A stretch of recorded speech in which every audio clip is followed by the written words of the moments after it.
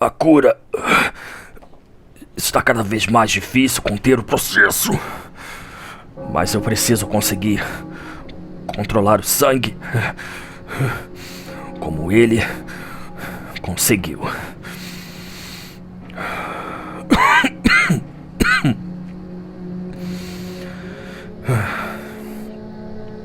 Muito bem. É hora de continuar registrando cada etapa desta noite que parece nunca ter fim. O caçador finalmente está de volta a que um dia foi o lar do estudioso conhecido como Micolash, a construção que agora abriga seres perdidos na busca de algo que nunca poderão ter. O edifício de conferências é um lugar isolado, agora preso entre o tempo e o espaço. O caçador vislumbra os recipientes que contêm matérias e substâncias incontáveis para a mente daqueles que não estudam o oculto. Avançando pelos corredores do segundo andar, o caçador fica diante das sequelas causadas pela ambição dos estudantes. Monstros que agora são meras criaturas que, ao invés de corpo, possuem uma massa estranha e nojenta que derrete pelo chão. Mas nem por isso são menos ameaçadores. Eles podem disparar fluidos altamente tóxicos e o alcance de seus golpes foi ampliado. Seus olhos agora refletem o próprio abismo em que suas mentes se perderam. A cada sala visitada, o caçador se pergunta que tipo de experiências eles conduziam naquele lugar. Antes que você pergunte, o prédio é uma extensão de Byrgenwerth. Porém, não pode ser acessado por meios físicos, somente no pesadelo. Talvez seja por isto que o mestre Willan desistiu daquele lugar, passando seus últimos momentos na escola que tanto o orgulhava. Tendo visto tanta coisa grotesca e doentia a cada sala que explora, o caçador não sente mais empatia por aqueles estudantes consumidos pelo pesadelo. Mas ele também começa a entender um pouco da fonte de todo aquele mal, pois algumas anotações ainda restaram perdidas por aquelas salas abandonadas, entre elas a que diz: a presença da lua sem nome, chamada por Lawrence e seus associados, sangue pálido. E o que seriam aqueles cordões umbilicais de 3/3? As perguntas parecem não ter fim. Mas apesar de parecer abandonado, o lugar ainda é bem ameaçador. O caçador precisa continuar. Finalmente o acesso ao primeiro andar, e somos surpreendidos pelo ser mais traiçoeiro de toda Yarna, Patches a Aranha, que fica surpresa ao ver que o caçador sobreviveu aos domínios do Renascido. Ele diz que o caçador está mais forte por ser justamente testemunha de um milagre, e diz que está muito feliz e que o caçador agora é um cordeiro para seu Deus. Mas que Deus seria esse? O caçador segue em sua exploração e, após um longo corredor, está diante de uma porta que emana uma energia brutalmente sombria. Uma energia que chama por ele. E então, ao abrir aquela porta, o caçador caminha rumo ao abismo, adentrando a fronteira do pesadelo. O caçador desperta dentro de uma caverna que parece ser mais antiga que qualquer humano já visto. Velas iluminam as lápides com formatos arcaicos, e ao sair daquela cripta, estamos em um vale que possui um ar misterioso, e o sino da bruxa é o lembrete que as trevas já sabem da presença do caçador. A fronteira do pesadelo não tem um caminho determinado, e enquanto busca uma trilha segura, o caçador deve ceifar bestas, vermes rastejantes e inclusive caçadores que ouvem o chamado da bruxa.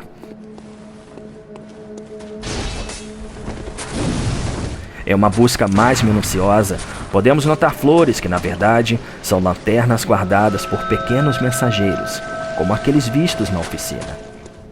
O lugar é decorado por tumbas e pedras ancestrais, e todo o horizonte é composto por construções que nenhum humano jamais poderia vislumbrar, sem ser consumido pela loucura.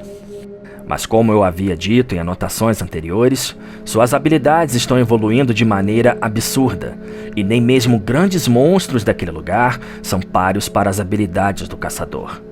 A espada de Ludwig, combinada com a katana que se fortalece com o sangue, realmente são opções esplêndidas para a caçada. E após finalmente encontrar o rastro certo, a bruxa está morta. O caminho vai ficando cada vez mais difícil de prosseguir. Uma espécie de pântano venenoso, repleto de lápides imensas e criaturas abissais, com formas de peixes nunca vistas antes pelo homem. Combinadas gigantes que arremessam pedras, põem à prova as habilidades de esquiva do caçador, que continua firme em seu propósito, que é achar o responsável por todo este caos. O caçador finalmente chega a um ponto onde ao longe podemos ver uma grande torre de pedra. O caminho segue cada vez mais difícil, o ar cada vez mais pesado. E logo à frente, o caçador se depara com algo grotesco e seus nervos disparam. E ele sente todo o seu corpo sendo apunhalado por lâminas eu não consigo... Lâminas invisíveis que rasgam principalmente a sua mente. A criatura canta de um jeito que lembra uma canção de ninar. Seu corpo veste roupas rasgadas e uma espécie de muco se espalha por todo o seu corpo. Braços apodrecidos e no lugar de sua cabeça há um grande cérebro com tentáculos, e ao ver o caçador, a cabeça emana uma luz intensa e os golpes que citei tornam-se ainda mais insuportáveis. Por sorte, o caçador é ágil em abater a criatura e prossegue, agora que já avistou a grande torre ancestral. Antes de prosseguir, um pequeno relato digno de nota. As lanternas que eu citei indicam que ainda estamos no pesadelo, onde facilmente esquecemos desta conexão com o mundo desperto. Aqui na fronteira é ainda mais evidente, pois ao olharmos para as nuvens abaixo da fronteira, os mastros de navios naufragados, perdidos para sempre no espaço-tempo, indicam o caos que começou há muito tempo. É uma vila que eu vou documentar posteriormente. Ainda sobre a localidade, estudando toda a geografia da fronteira do pesadelo, tenho a lembrança de uma cidade que foi consumida pelas bestas e pelo uso excessivo do sangue. A cidade de Loran.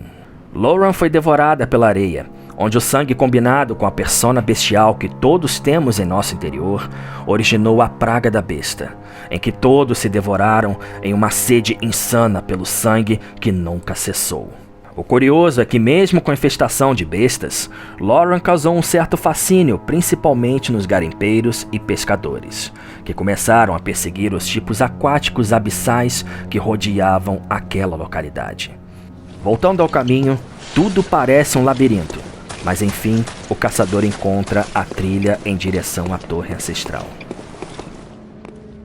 O silêncio, o ar pesado, e logo sentimos uma presença aterrorizante. Eu não acredito que finalmente estamos diante dela. Não agora! Preciso resistir! Vamos lá!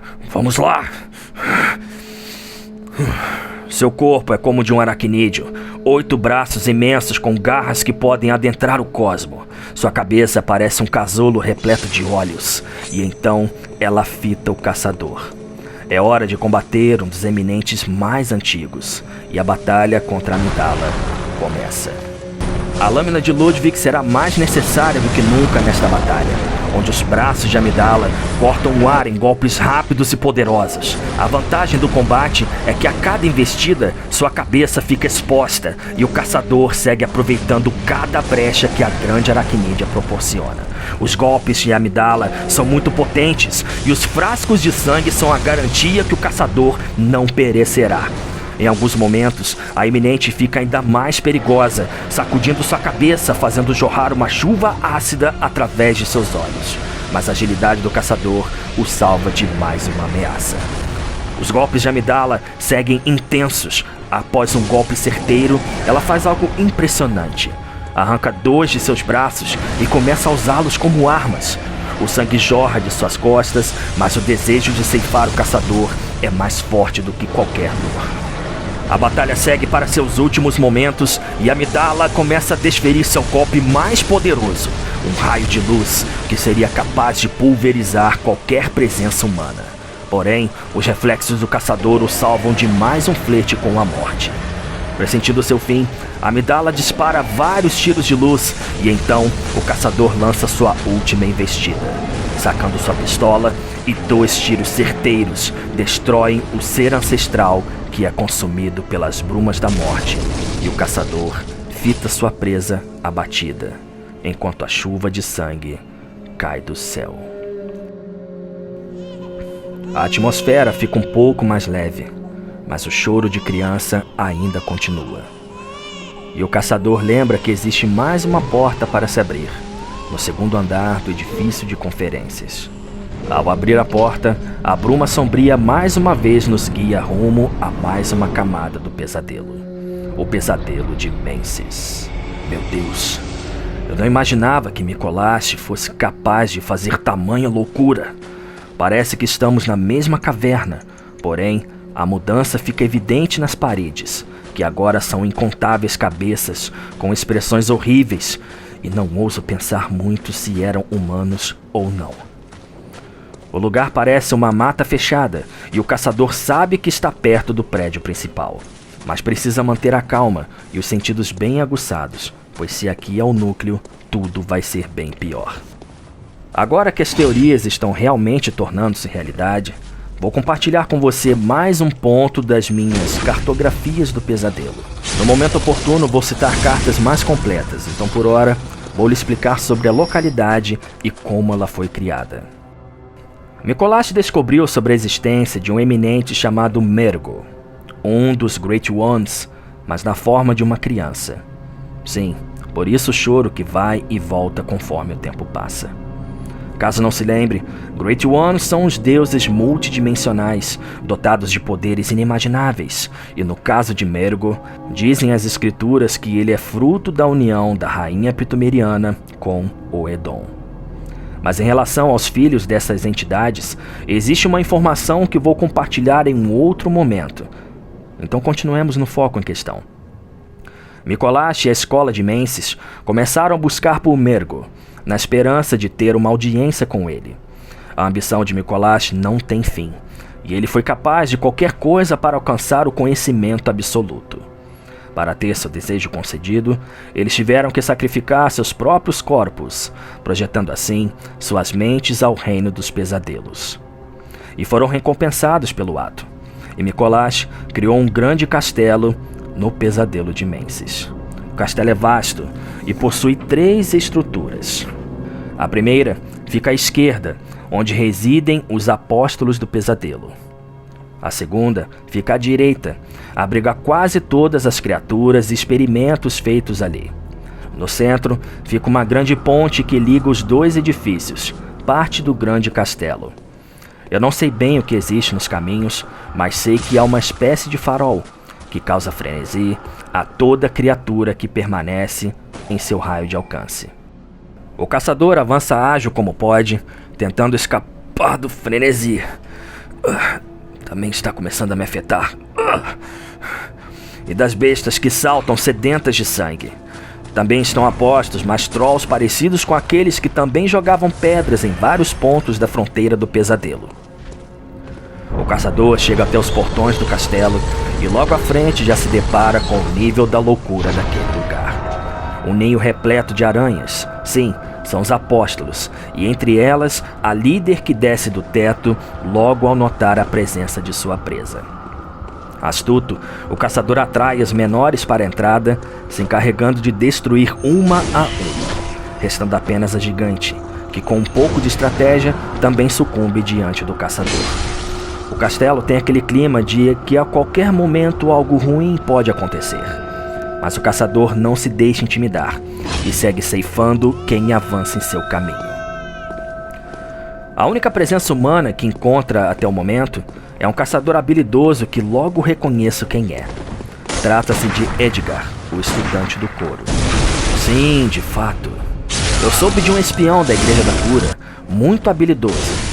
Porém diziam que foi consumido pelo pesadelo, perdendo sua sanidade. Mas nem por isso deixou de ser mortal, seguindo agressivamente com sua espada e uma outra arma da Igreja da Cura chamada Rosmarinos, uma espécie de lança-chamas que lança uma fumaça especial feita a partir de balas de mercúrio. Edgar é muito perigoso, mas o caçador tem a frieza necessária para eliminar mais um empecilho em seu caminho. O sino da bruxa é tocado constantemente, mas o caçador não tem tempo para procurá-la. Deve avançar rapidamente para poder destruir a fonte do pesadelo e sair desse lugar. O caçador enfim consegue abrir atalhos por elevador após passar por vários assistentes de Mergo, naquele ambiente amaldiçoado. O que ele não esperava era encontrar uma mulher brutal e habilidosa, a chefe assistente de Mergo, que possui uma máscara de metal e armas que envenenam, mas que também podem esmagar o oponente. O deslize quase põe fim à vida do caçador, mas ele logo se adapta à sua adversária e consegue destruí-la para seguir castelo adentro. Após finalmente chegar até o centro da galeria de Mergo, o caçador segue ouvindo cada vez mais próximo o choro de uma criança. E então, ao adentrar uma sala misteriosa, com marionetes esqueléticas e uma bruma sinistra, lá está o mentor de toda essa loucura, que diz: "Ah, Cos. Ou como alguns diriam, Cosme." A sombra dele surge pelo cenário. "Tu escuta nossas preces?" E então ele se vira. Roupas de estudante e uma gaiola de menses em sua cabeça. Lá está Micolaste, o anfitrião do pesadelo, que continua dizendo: Não devemos abandonar o sonho. Ninguém pode nos pegar. Ninguém pode nos deter agora." Micolaste some pelo caminho, rindo da audácia do invasor, e a batalha começa. O combate exige paciência, pois Micolaste sabe que não tem chance contra o caçador. Então vai fazer de tudo para confundi-lo, para poder usar seus poderes arcanos. O caçador segue correndo através dos caminhos, e ainda que consiga acertar um golpe ou um outro, Micolaste não para de correr. A bruma sombria disfarça os marionetes que levantam dos mortos, mas o caçador sabe que são lentas e também imortais enquanto seu mestre viver. Finalmente, nosso adversário para em uma sala. A primeira parte da luta começa. As duas marionetes partem em direção ao caçador, que desvia de suas investidas e castiga Micolaste com golpes agressivos. Seu adversário reage com seus golpes arcanos e o caçador recua, sempre atencioso para a próxima investida. Finalmente, o caçador desfere o último golpe, ouvindo o grito de seu adversário e já partindo para ceifar as marionetes, quando de repente algo inesperado acontece. Ah, majestoso! O caçador é um caçador, mesmo em um sonho. Porém, calma lá. O pesadelo se retorce e se agita incessantemente. Outro acesso se abre e o caçador segue atrás de sua presa. Micolaste sabe que seu adversário é brutal. Está tentando ganhar tempo. A bruma segue cada vez mais intensa, mas lá está ele, correndo, provocando o caçador, pois sabe que ali ele sabe de todos os caminhos. Micolaste, seu tolo. Está só adiando o inevitável. Você não esperava que um caçador fosse capaz de sobreviver e se adaptar ao pesadelo, não é?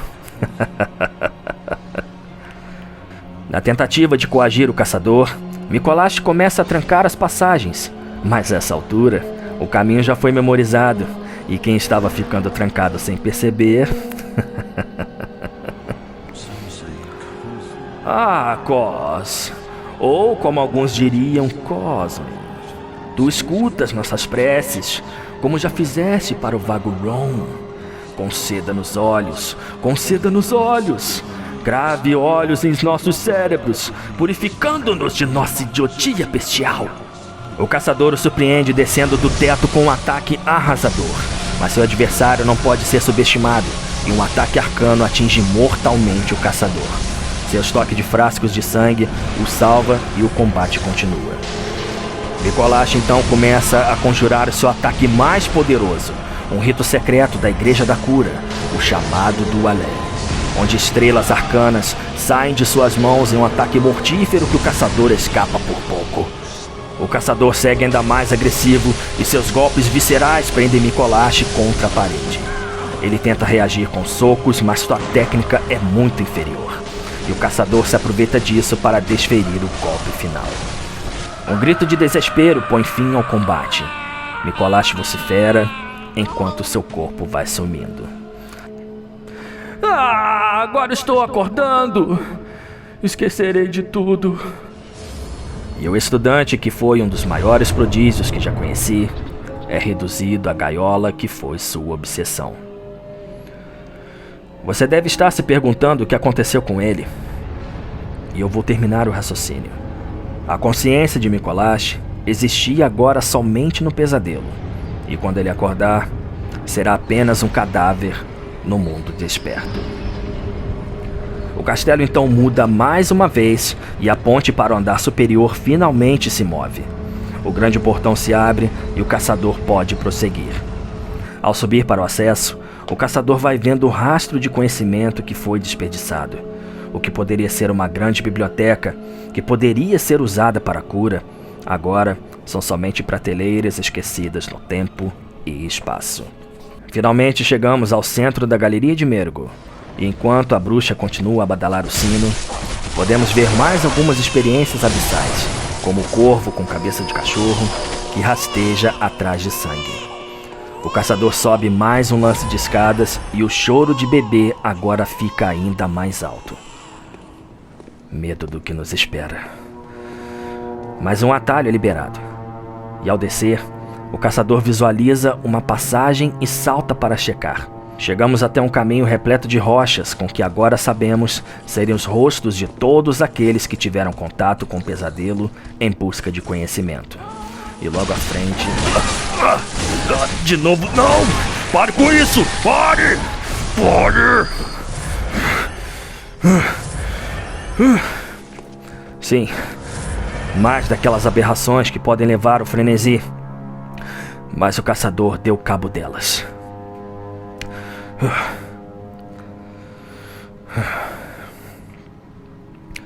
Estamos perto, finalmente, da origem de toda a loucura deste pesadelo. E no caminho vemos estudantes que agora também são apóstolos do pesadelo, com seus corpos de aranha. O caçador não quer deixar nenhum rastro de loucura nesse lugar, e segue ceifando todos eles. Logo abaixo, avistamos uma grande alavanca, e ao puxá-la... Espere, então o farol era... pelos deuses? Então ele existe! Deixe-me contar o que era aquilo descendo através do fosso. As escrituras dizem que quando a escola de Menses começou a investigar o pesadelo, encontraram algo grotesco, mas com um poder imensurável. Uma criatura que era um cérebro gigante, com incontáveis olhos e 2 grandes braços longilíneos. Era uma mente sobrenatural, e seus incontáveis olhos foram chamados de Olhos do Interior, uma chave para a evolução. Mas a natureza daquele ser cósmico conhecido como Cérebro de Menses era maligna, em que o simples olhar deixava todos os mortais em frenesi, mesmo que visto a grandes distâncias. Mesmo diante de tal ameaça, os estudiosos o preservaram e Micolash ordenou que fosse acorrentado no alto da grande torre, para manter qualquer invasor bem longe.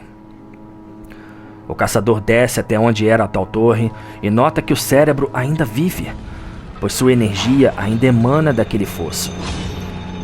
O caçador precisava checar pessoalmente. Conseguimos um acesso a um elevador e a descida é inquietante. Toda aquela escuridão, lembrando um abismo sem fim. O caçador não consegue ver nada, mas ao direcionar sua tocha para uma direção específica, o brilho maligno daqueles olhos estava lá. O cérebro ainda vive. O caçador caminha em sua direção e ele não apresenta mais nenhuma resistência. Seu olhar é um misto de medo, curiosidade, mas aquele mal não poderia sair dali. O povo de Yarna já está sofrendo demais. E então, os golpes começam e no fundo, sinto que o cérebro queria mesmo descansar. Um grito põe fim àquele ato de misericórdia e ganhamos um estranho item que posteriormente explicarei melhor nas cartografias do pesadelo. O castelo estava praticamente livre de grandes ameaças, mas aquele mundo ainda abriga algo muito pior, mortal. E ao sair do elevador e vislumbrar as sombras de Yarnan caminhando em grupos, o caçador sabe que a batalha mais difícil do pesadelo de Menses está próxima. E o choro de um bebê é presságio do mal que em breve estaremos frente a frente. E a mente do caçador nunca mais será a mesma.